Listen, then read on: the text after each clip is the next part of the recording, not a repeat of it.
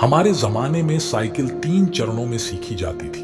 पहला चरण कैंची, दूसरा चरण डंडा, तीसरा चरण गद्दी। तब साइकिल की ऊंचाई 24 इंच हुआ करती थी, जो खड़े होने पर हमारे कंधे के बराबर आती थी। ऐसी साइकिल से गद्दी चलाना मुनासिब नहीं होता था। कैंची वो कला होती थी जहां हम साइकिल के फ्रेम में बने त्रिकोण के बीच घुसकर दोनों पैरों को दोनों पैडल पर रखकर चलाते थे।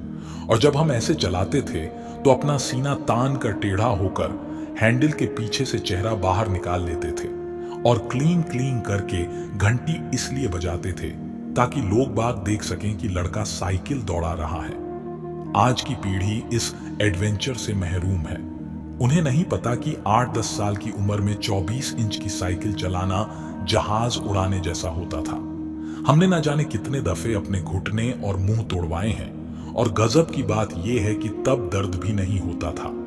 गिरने के बाद चारों तरफ देखकर चुपचाप खड़े हो जाते थे, अपना हाफ कच्चा पोंछते हुए। अब तकनीकी ने बहुत तरक्की कर ली है। 5 साल के होते ही बच्चे साइकिल चलाने लगते हैं, वो भी बिना गिरे। 2-2 फीट की साइकिल आ गई हैं और अमीरों के बच्चे तो अब सीधे गाड़ी चलाते हैं। छोटी छोटी बाइक भी उपलब्ध हैं बाजार में। मगर आज के बच्चे कभी नहीं समझ पाएंगे कि उस छोटी सी उम्र में बड़ी साइकिल पर संतुलन बनाना जीवन की पहली सीख होती थी। जिम्मेदारियों की पहली कड़ी होती थी, जहां आपको यह जिम्मेदारी दे दी जाती थी कि अब आप गेहूं पिसाने लायक हो गए हैं। इधर से चक्की तक साइकिल ढुगराते हुए जाइए और उधर से कैंची चलाते हुए घर वापस आइए।